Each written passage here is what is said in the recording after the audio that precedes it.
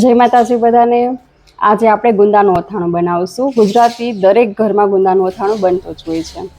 તો આજે આપણે ગુંદાનો મસાલો કેવી રીતે બનાવવો અને કેવા ગુંદા લેવા કે જેનાથી 1 વર્ષ સુધી આપણા ગુંદા કાળા જ ન પડે, અને કયા સમયમાં ક્યારે અથાણું બનાવવું। જો તમે વહેલું અથાણું બનાવશો ને તો એ પણ કાળું પડી જશે, એટલે પ્રોપર ટાઈમે બનાવશો ને તો અથાણું ક્યારેય કાળું નહીં પડે। તો પહેલાં કઢાઈમાં આપણે 1 વાટકી જેટલું તેલ ઉમેરશું અને એમાં મરી નાખીને જોશું કે તેલ થઈ ગયું છે કે નહીં। લવિંગ, બાદિયા અને મરી એ આપણે લેશું અને તેલ ફૂલ ગરમ થઈ જાય એટલે આપણે ઉમેરશું। ગેસની ફ્લેમ તરત બંધ કરી દઈશું લવિંગને એ નાખીને, એટલે જો ફૂલ ગરમ તેલ છે એટલે બધું ફૂટી જશે બરાબરથી। પછી આપણે તેલ નીચે લઈ અને એને 5 મિનિટ જેવું ઠંડુ થવા દઈશું। આપણે સેજ 9 ગરમ જેટલું રહે ને ત્યારે આપણે એમાં 1 ચમચી જેટલી હિંગ ઉમેરશું અને હળદર ઉમેરશું। આપણે 1 ચમચી હળદર નાખીને જોઈ લઈશું કે કલર કેવો લાગે છે। તો અહીંયા આપણે હળદરની થોડીક જરૂર છે એટલે આપણે હજી 1 ચમચી હળદર ઉમેરશું, 2 ચમચી હળદર ઉમેરશું।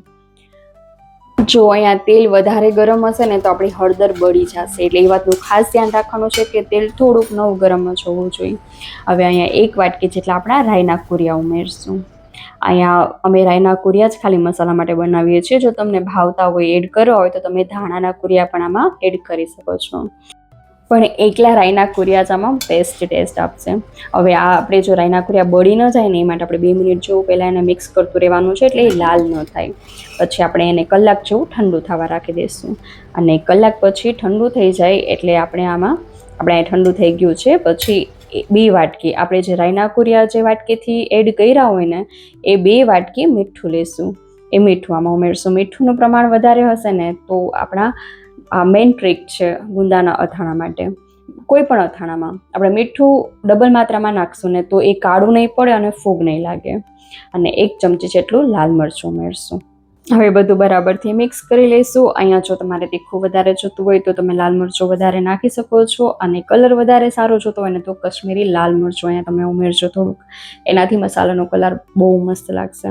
મસાલો સરસ બનેલો હશે ને તો બહુ મસ્ત લાગશે ગુંદા। તો તમારે મસાલો ખાસ ધ્યાન કરીને બનાવવાનો છે। તેલ થોડુંક નવું ગરમ કરવાનું છે, અને રાઈના કુરિયાને ઉમેર્યા પછી કલાક પછી ઠંડુ થાય પછી જ આપણે લાલ મરચું ઉમેરવાનું છે।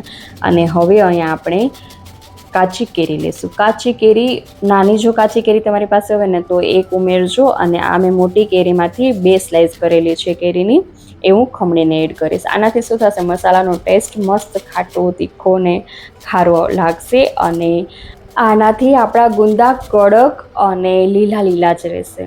તો એક વખત આ રીતે તમે કેરી નાખીને મસાલો બનાવીને ટ્રાય કરજો, પછી મને વરસ દિવસ પછી કમેન્ટ કરજો કે કેવું લાગ્યું। કાળા તમારા અથાણું જરા પણ નહીં પડે। અને બસ હવે બરાબરથી આ મિક્સ કરી લઈશું। અને જો તમને બરાબરથી દેખાડી દઉં કે એનું ટેક્સચર કેવું છે। અહીંયા આપણે તેલની માત્રા બહુ વધારે નથી રાખી, મીડિયમ જ છે, અને બહુ સરસ આપણો મસાલો બનીને તૈયાર થયો છે। હવે આપણે ગુંદા જોઈ લઈશું કે કેવા ગુંદા લેવાના છે અને કયા સમયે આપણે બનાવવાના છે। તો જો આ રીતે મોટા ગુંદા આપણે લેવાના છે અથાણા માટે। મીડિયમ સાઇઝના ને મોટા ગુંદા ચાલશે। આ જો પાકી ગયેલા છે। કાચા ગુંદા હોય ને એમાં લાળ વધારે હોય, અને પાકા ગુંદામાં અંદર લાળ ઓછી હોય। તમે જ્યારે ફોડો ને ત્યારે લાળ એમાં એટલી બધી ના હોય, અને કાચું ગુંદું તમે જ્યારે ફોડો ને ત્યારે એમાં લાળ બહુ વધારે હોય।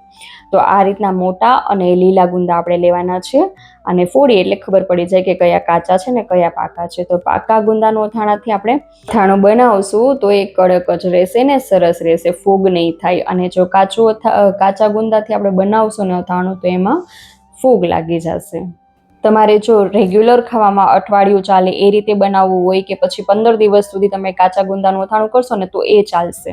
તો એના માટે તમે એનો યુઝ કરી શકો છો। પણ જો તમારે 1 વર્ષ માટે સાચવીને રાખવું હોય ને તો તમારે વૈશાખ મહિનાના એન્ડમાં જ અથાણું બનાવવાનું। અને હવે જો આપણે ગુંદાના ઉપરથી જે એના ડાખરા છે એ કાઢી અને બરાબરથી લોહી લઈશું, અને એને હથેળીની મદદથી ફોડી અને અંદરથી એના ઠળિયા કાઢી લઈશું।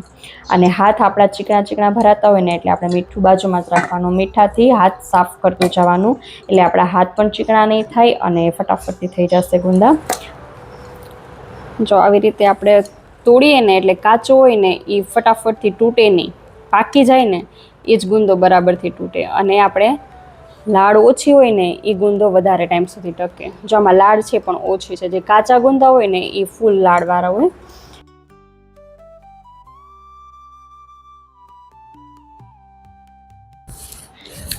હવે અહીંયા ફેબા ફોડતા આવે છે ગુંદા અને હું ગુંદા ભરતી આવું. તો જો આ આપણો મસાલો તૈયાર કરેલો છે મસાલો, અને હવે આપણે આ ભરતા આવશું. અને જો આ રીતના પ્લાસ્ટિકના ડબ્બા આવે છે ને, આ ડબ્બામાં અમે દર વર્ષે અથાણું ભરીએ છીએ. આ રીતના ડબ્બામાં ભરીને ફ્રીજમાં રાખી દેવાનું, એટલે 12 મહિના સુધી તમારા અથાણામાં કાંઈ નહીં થાય, મારી ગેરંટી છે. જો આ રીતે હવે આપણે આમાં મસાલો પ્રોપર ભરતા જશું.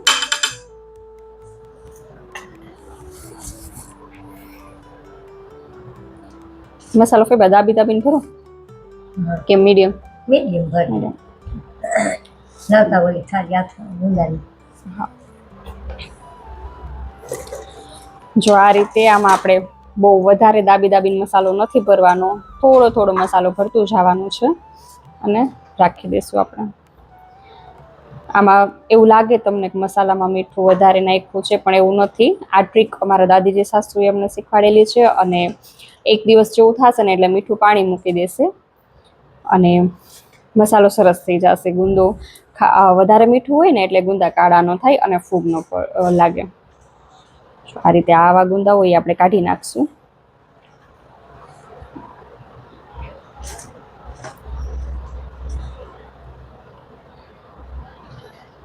બહુ વધારે મસાલો નાખશું તો વધારે મસાલાવાળા ગુંદા નહીં ભાવે.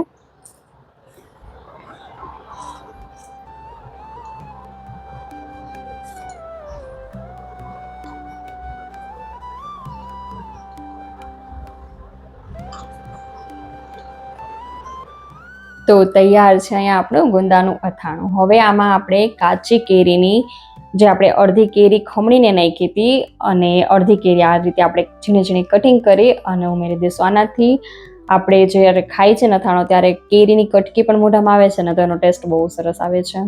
તો આ રીતે થોડી થોડી કટકી કરીને આપણે એમાં મિક્સ કરી દઈશું. આપણે પહેલાં ભૂલી ગયા, વચમાં ગુંદા નાખીને પછી વચમાં કેરી નાખીને પછી ઉપર ગુંદા મૂકતા ગયા ને તો બી થયું. આપણે વાંધો નહીં, આપણે આ એક દિવસ થશે ને એટલે અમે પાણી મૂકી દેશે એટલે લેવલમાંથી જશે. પછી આપણે ડબ્બાનું ઢાંકણ બંધ કરી અને આને ફ્રીજમાં રાખવાનું છે. ફ્રીજમાં મૂકશું, પછી એક દિવસ થશે એટલે આપણે થોડું ઓલું થઈ જશે એટલે આમ ફેરવશું, એટલે 2-3 દિવસ સુધી આપણે આવી રીતે ફેરવતું રહેવાનું, એટલે મસાલો ને કેરીને બધું બરાબરથી સેટ થઈ જશે.